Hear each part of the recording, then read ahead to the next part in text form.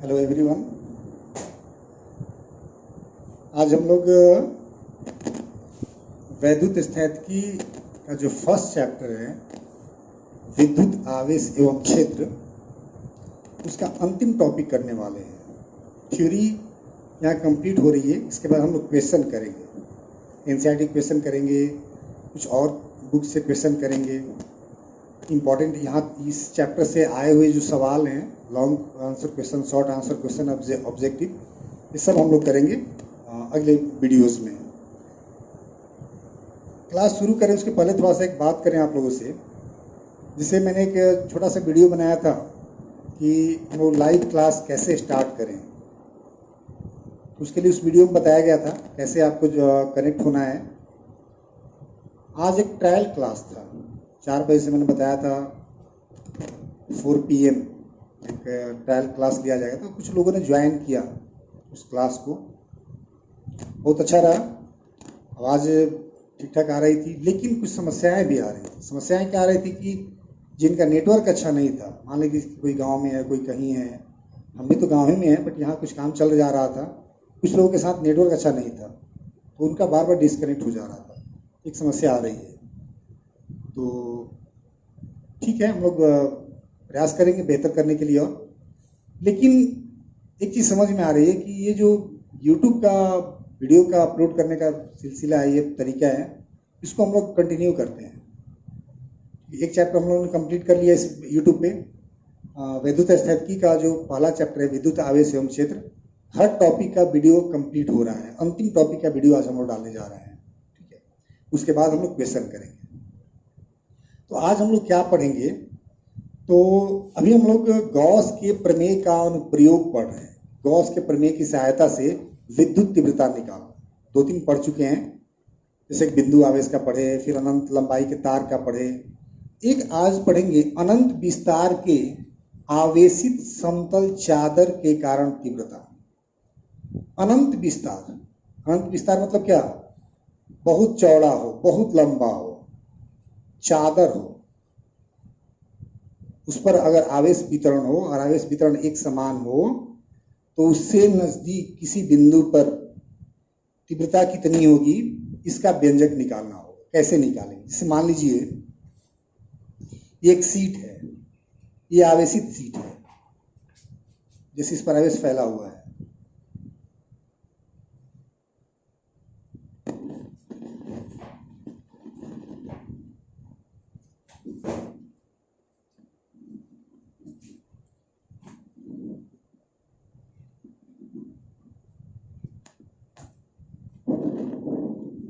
Marker कहाँ रख दिए हैं?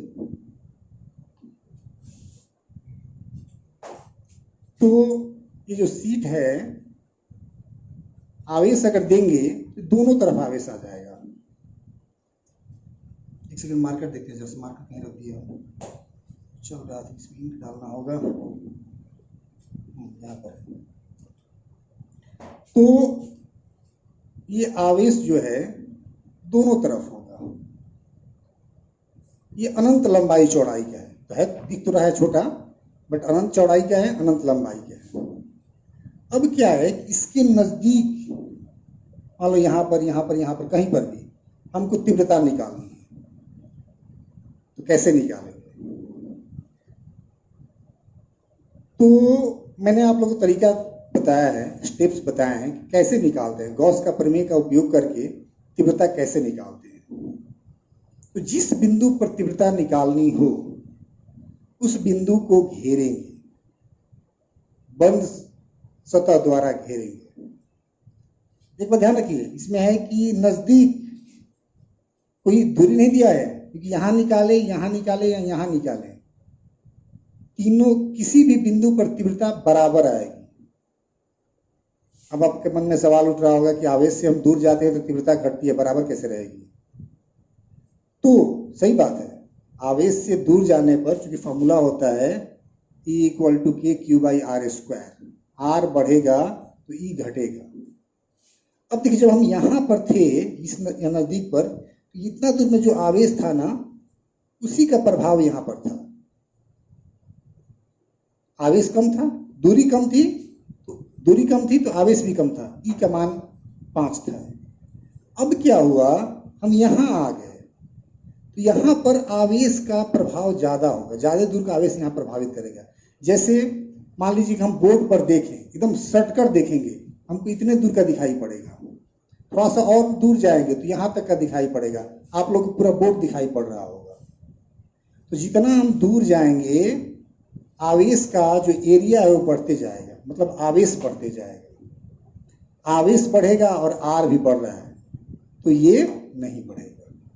ध्यान रखेंगे कि आवेशित चादर के कारण उसके नजदीक किसी भी बिंदु पर, बहुत दूर नहीं, बहुत दूर हो जाएगा फिर ये बिंदु रूप में काम करने लगेगा, नजदीक किसी बिंदु पर तीव्रता निकालेंगे तो एक समान आएगा। अब कैसे निकालेंगे, तो हमको यहाँ पर तीव्रता निकालनी है, यहाँ से मान लो 10 सेंटीमीटर या आधा मीटर दूरी पर, तो जिस बिंदु पर निकालनी है उसको घेरेंगे।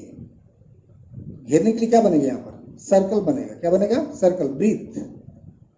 अब नजदीक में यही बिंदु नहीं है, ये भी नजदीक में, ये भी नजदीक में, ये भी नजदीक में है, इन सभी बिंदुओं को घेरेंगे तो क्या बन जाएगा, एक पाइप बन जाएगा ना, खोखला बेलन, एक पाइप इधर बन गया, आवेश इधर भी तो है, वो चीजें इधर भी होंगी, मतलब इस तरह का हो जाएगा आपका।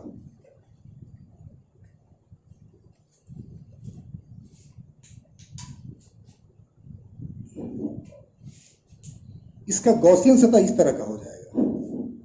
ये समतल चादर हो गया, ये हम चूंकि यहाँ पर निकाला था, इस बिंदु पर निकाला, हमने घेरा, एक वृत्त बना, यहाँ पर घेरे, एक वृत्त बना, वृत्त बना, वृत्त बना, बहुत सारे वृत्त को मिलाकर क्या बन जाएगा, बेलन। ये बेलन इधर भी होगा। तो ये आपका गॉसियन सतह हुआ। पहला हमारा काम क्या होता है, गॉसियन सतह बना, हमने गॉसियन सतह बना ली। कैसा हुआ, बेलनाकार। अब इस गॉसियन सतह में कितनी तरह की सतहें हैं, 3 तरह की सतहें हैं। अनुप्रस्थ काट क्षेत्रफल, ये भी है अनुप्रस्थ काट क्षेत्रफल, और ये है वक्र पृष्ठ क्षेत्रफल। पहला काम है गॉसियन सतह बनाना, दूसरा काम क्या है, फ्लक्स निकालना। इस पूरे गॉसियन सतह से कितना फ्लक्स गुजर रहा है ये कैलकुलेट कर लेंगे। और तीसरा काम क्या है कि कितना आवेश घेर रहा है, तो जितना दूर है, मतलब ये जितना दूर होल किया गया है उसको ही ना आवेश घेरेगा। इतना दूर में आवेश कितना होगा, मान लीजिए इसका एरिया ए है, कितना है, ए, और इसका घनत्व है सिग्मा। कौन घनत्व, ये सतह आवेश घनत्व, मतलब इकाई क्षेत्रफल पर सिग्मा आवेश है, तो ए क्षेत्रफल पर कितना होगा, सिग्मा इंटू ए, ये आवेश हो गया। इकाई क्षेत्रफल पर सिग्मा आवेश है और इसका क्षेत्रफल हमने ए मान लिया, कुल आवेश कितना हो गया, सिग्मा इंटू ए। तो हमको इस गॉसियन सतह द्वारा घेरा गया आवेश मिल गया, गॉसियन सतह से फ्लक्स निकाल लिए। अब क्या करेंगे, गॉस के प्रमेय का उपयोग कर लेंगे। कैसे, देखते हैं। यहाँ पर हमारे पास एक चादर है, पतला सीट, अनंत लंबाई, ऐसे दिखाने का मतलब है कि अनंत विस्तार का है, इस पर आवेश फैला हुआ है।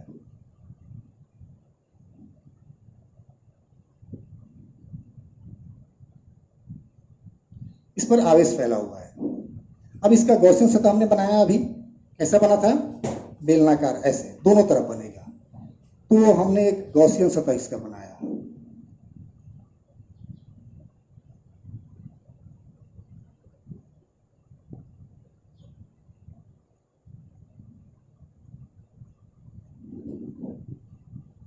ये डॉटेड दिखाने का मतलब बीच वाला है, कागज के बीच का जो है वो नहीं दिखेगा।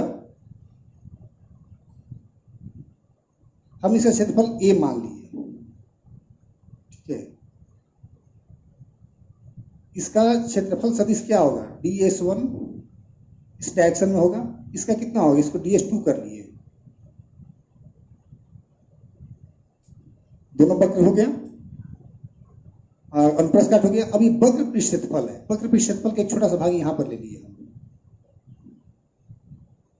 ds3।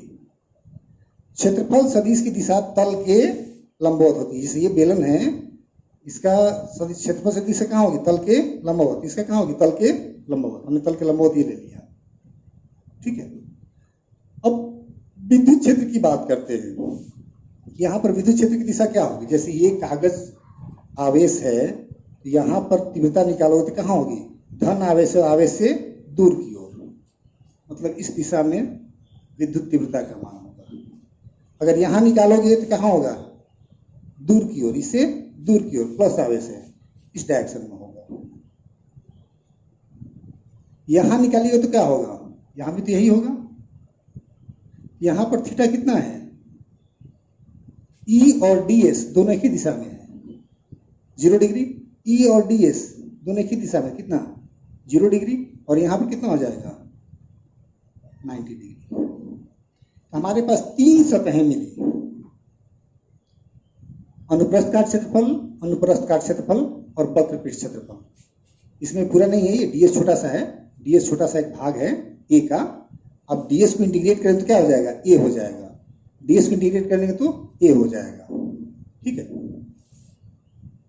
फिर से मैं बता रहा हूं, हमारे पास एक अनंत लंबाई का या अनंत विस्तार का, लंबाई नहीं, अनंत लंबाई चौड़ाई दोनों, अनंत विस्तार का एक आवेशित चादर है जिसका सतह आवेश घनत्व सिग्मा है। इसके कारण किसी बिंदु पर तीव्रता निकालनी है, हमने गॉसियन सतह बनाया। बंद गॉसियन सतह कैसा हुआ, बेलनाकार हुआ। इस बेलन में 3 तरह की सतहें हैं, 2 अनुप्रस्थ काट क्षेत्रफल और एक वक्र पृष्ठ क्षेत्रफल। इन तीनों सतहों से गुजरने वाला कुल फ्लक्स निकाल लेंगे। पूरा गॉसियन सतह से निकल जाएगा। पूरे गॉसियन सतह में 3 ही सतह है जी, एक ये सतह, एक ये सतह और एक ये पूरा ये सतह। ये कहलाएगा वक्र पृष्ठ क्षेत्रफल और ये कहलाएगा अनुप्रस्थ काट क्षेत्रफल। तीनों सतहों से गुजरने वाला फ्लक्स निकाल लेंगे, कुल फ्लक्स मिल गया। घेरा गया आवेश निकाल लेंगे, बस गॉस का प्रमेय अप्लाई करेंगे। ठीक है, इसको लिखते हैं, कैसे लिखेंगे, माना कि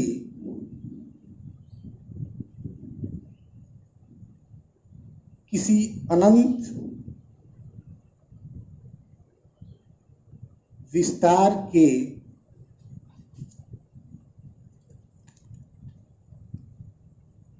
आवेशित समतल चादर का सतह आवेश घनत्व सिग्मा है। चादर के नजदीक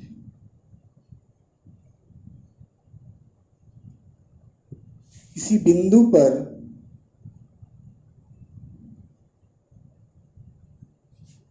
तीव्रता प्राप्त करने के लिए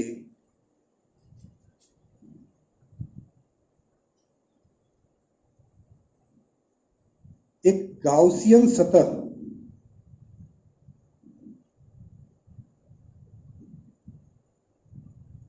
की कल्पना करते हैं। इसी कल्पना करते हैं, गाउसियन सतह की कल्पना करते हैं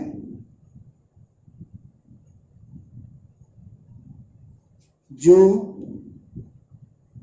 बेलनाकार होगा।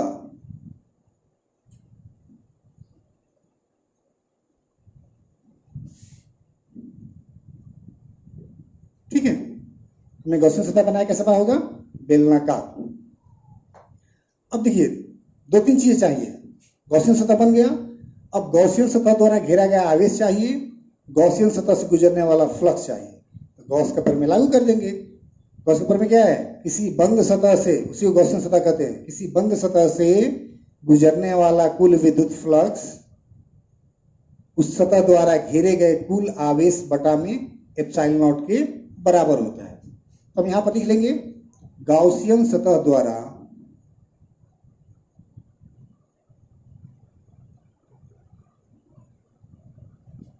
घेरा गया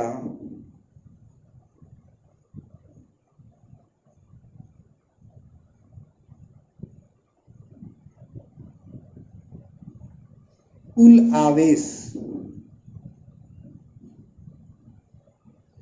क्यू इन कहेंगे। कुल आवेश कैसे लिखते हैं, क्यू इन या क्यू नेट।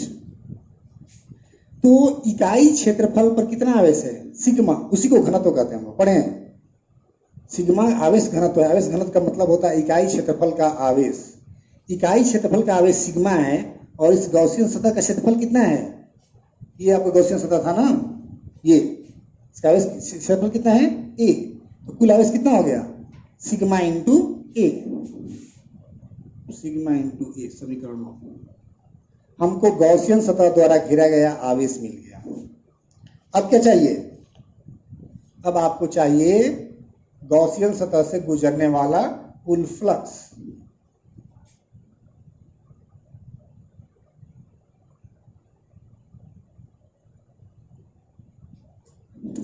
गॉसियन सतह से गुजरने वाला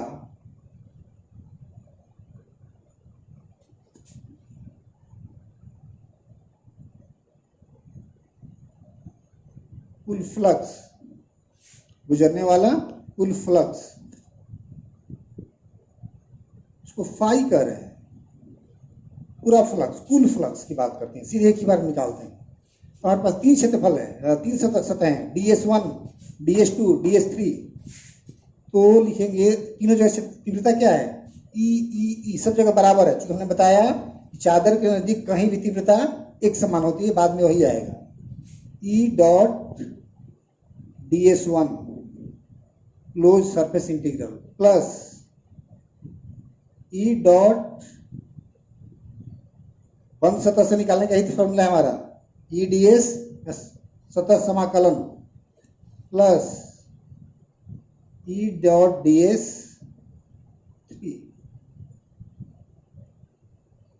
सरफेस इंटीग्रल है। अब देखिए इसको करते हैं, A dot B A B cos theta, यहां पर थीटा कितना है? 0 डिग्री। क्या हो जाएगा? ई DS1 कॉस 0 डिग्री प्लस ई DS2 cos 0 degree plus DS3 कितना है? 90 डिग्री, ई DS3 कॉस 90 डिग्री। ठीक है, आगे सॉल्व कर लेते हैं इसको।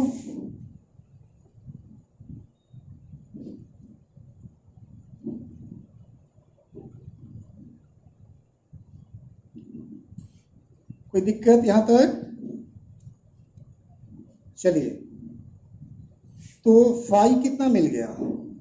ई तो बाहर आ जाएगा, समाकलन DS1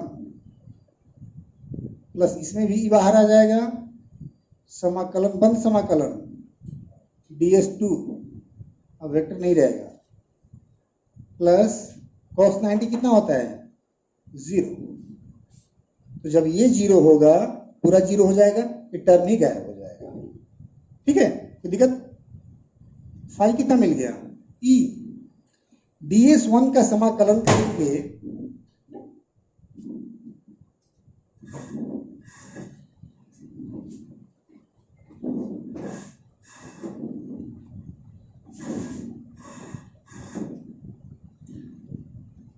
DS1 का समाकलन करेंगे कि पूरा क्षेत्रफल मिलेगा। DS1 छोटा सा भाग था, पूरा कितना हो जाएगा? इसे मान लो ये देख लो, ये छोटा जो होल दिख रहा है ना, ये DS1 था, पूरा कितना हो जाएगा? A EA प्लस ये भी वही होगा EA, मतलब फाई हो गया आपको 2EA। आपको कुल फ्लक्स मिल गया। और यहां पर क्या मिल गया था? कुल आवेश, घेरा गया कुल आवेश। बस हो गया। अब गॉस के प्रमेय को लागू करेंगे। गॉस के प्रमेय से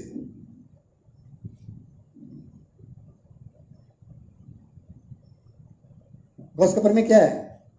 गुजरने वाला कुल फ्लक्स फाई जो है क्यू इन बटा में एप्सिलॉन नॉट के बराबर होता है। फाई कितना मिल गया आपको? 2EA। क्यू इन कितना है? Sigma A by epsilon naught. A से कैंसिल हो जाएगा, ई जो हो गया आपको सिग्मा बाई 2 एप्सिलॉन नॉट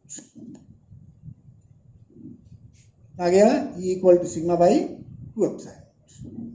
ठीक है, इसमें कहीं आर नहीं आया, देख रहे हैं? तीव्रता का फॉर्मूला ये पहला मिला जिसमें आर नहीं आया, मतलब दूरी पर निर्भर नहीं करेगा। तो ये जो आवेशित चादर है, इससे 10 centimetre, 20 centimetre, 50 centimetre, 1 metre, 2 metre, 3 metre पर निकालेंगे तो तीव्रता उतना ही रहेगा। अब ये सवाल मन में आएगा उतना ही कैसे रहेगा, तो अभी जस्ट मैंने बताया कि हम दूर बढ़ेंगे तो आर बढ़ेगा, आर बढ़ेगा तो तीव्रता घटेगी, लेकिन जैसे जैसे दूर बढ़ते जाएंगे आवेश का प्रभाव बढ़ते जाएगा, आवेश बड़ा क्षेत्र का आवेश प्रभावित करने लगेगा जो घटे हुए क्षेत्र को बढ़ा देगा। आर के कारण घटेगा और आवेश के कारण बढ़ेगा, तो एक बढ़ रहा है घट रहा है, फिर क्या होगा, उतना ही रह जाएगा, जितना घटेगा उतना बढ़ जाएगा। ठीक है, तो आवेशित समतल चादर के कारण तीव्रता जो होती है दूरी पर निर्भर नहीं करती है, नजदीक के किसी बिंदु पर, अब ये नहीं कि ये रूम दीवार है इस पर आवेश है और कह रहे हैं कि 2 किलोमीटर दूर कितना क्षेत्र होगा, तो एक समान नहीं होगा, उतना दूर के लिए पूरा दीवार बिंदु के रूप में काम करने लगेगा।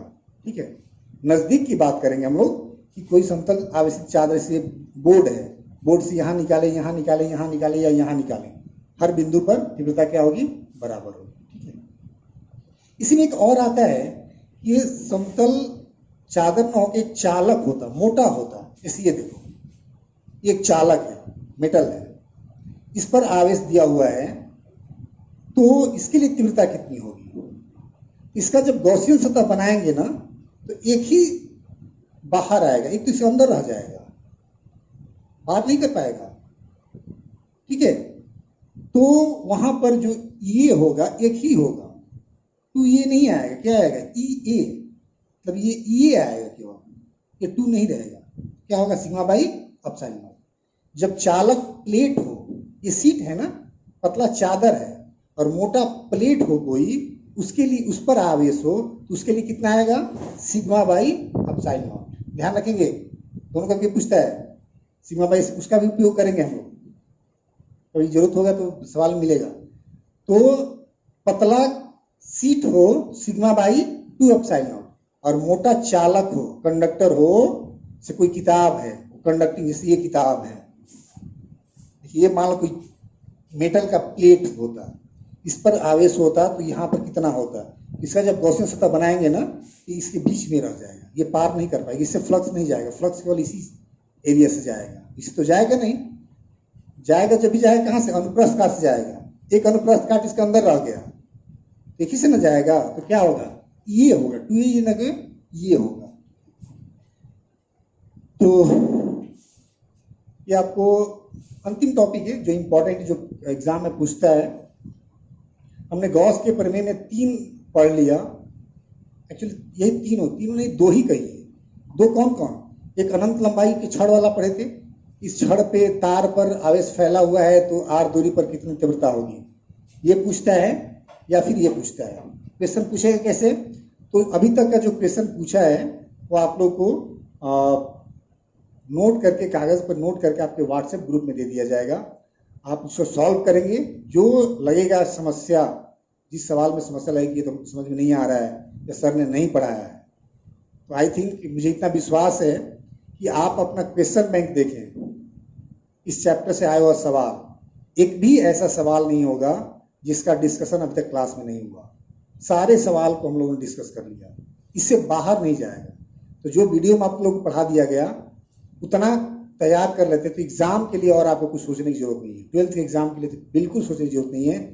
ऑब्जेक्टिव सवाल हो, शॉर्ट आंसर हो या लॉन्ग आंसर हो, सारे सवाल इसी टॉपिक से, इसी कॉन्सेप्ट से रहेंगे, एक भी सवाल बाहर का नहीं होगा। ठीक है, हालांकि फिर भी कुछ इंपॉर्टेंट क्वेश्चन मैंने जैसे पहले ही बताया था, पिछले साल भी हुआ था, हर चैप्टर से कुछ इंपॉर्टेंट सवाल, जैसे अभी आप लोग को 2 टॉपिक का हमने न्यूमेरिकल प्रॉब्लम दिया था, Q इक्वल टू एनी और कूलम का नियम, उसके बाद तो लॉकडाउन हो गया, नहीं दे पाए, लेकिन अभी फिर कुछ क्वेश्चन तैयार किया गया है, आप लोग को व्हाट्सएप ग्रुप में डाल दिया जाएगा, वहां से आप उसको नोट करके बनाएंगे।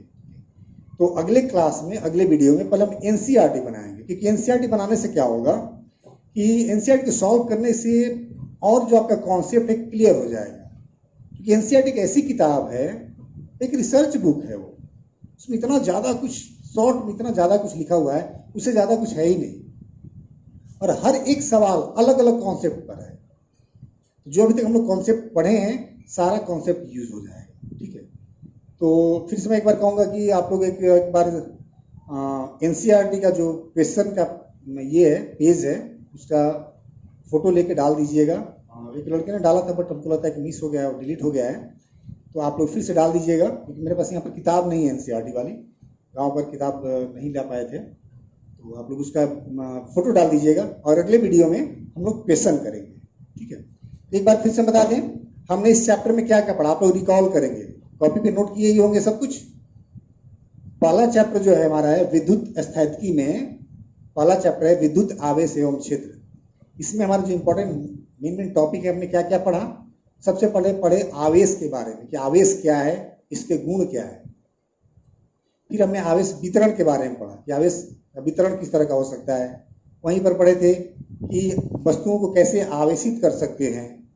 फिर हमने कूलाम का नियम पढ़ा जो बहुत ही इंपॉर्टेंट है। दो आवेश आपस में जो बल लगाते हैं वो कैसा होगा।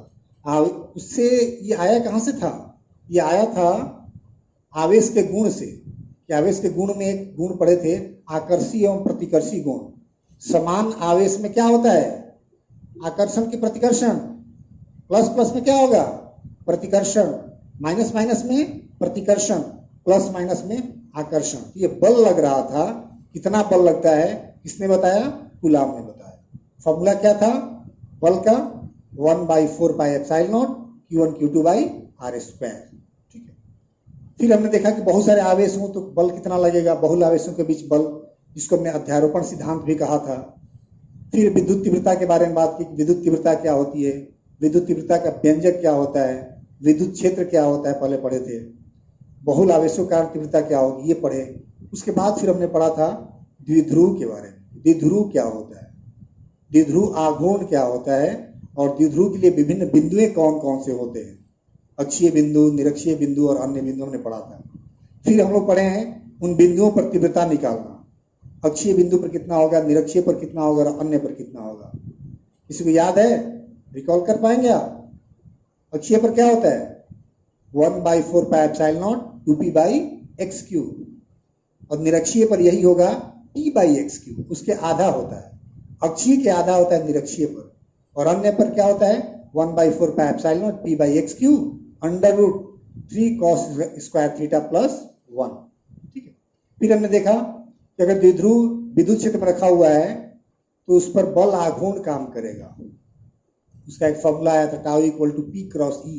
ये ऑब्जेक्टिव में भी सवाल बार बार पूछा हुआ है, बहुत बार पूछा गया है।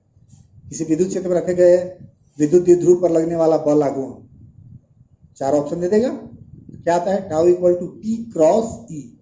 ठीक है, उसके बाद हमने देखा गॉस का प्रमेय, गॉस थ्योरम। गॉस थ्योरम पढ़ने के पहले हम 2-3 चीजों को पढ़ा। सदिश, क्षेत्रफल सदिश क्या है, घन कोण क्या है, विद्युत फ्लक्स क्या है। उसके बाद गॉस का प्रमेय हमने पढ़ा। गॉस का प्रमेय का स्टेटमेंट देखा, क्या होता है, किसी विद्युत क्षेत्र में किसी बंद सतह से गुजरने वाला कुल विद्युत फ्लक्स उस बंद सतह द्वारा घेरे गए कुल आवेश के 1/ε0 गुना होता है। ये एकदम एग्जैक्ट ऐसे ही याद कर लीजिएगा आप लोग। फिर इसका हमने प्रूफ देखा। फिर उसके बाद हम लोग उपयोग पढ़े, गॉस के थ्योरम का उपयोग क्या है। इतना ये चैप्टर। अगला चैप्टर आपको है विभव एवं धारिता, विद्युत विभव एवं धारिता। इसकी अपेक्षा वो छोटा चैप्टर जल्दी कंप्लीट हो जाएगा। तो उस चैप्टर को शुरू करने के पहले हम लोग एनसीईआरटी का क्वेश्चन करेंगे। अगले वीडियो में आप लोग हम क्वेश्चन सॉल्व करना बताएंगे, क्वेश्चन कैसे सॉल्व करेंगे। आप लोग तब तक करिए, एनसीईआरटी में जितना सवाल बनता है बनाइए। अगर बना हुआ होगा हम दोबारा बताएंगे तो अच्छे समझ और क्लियर हो जाएगा, या मान लीजिए नहीं बना है तो ये भी समझ में आ जाएगा कि हमसे क्यों नहीं बन रहा था। ठीक है, तो रहते हैं, चलिए, थैंक यू।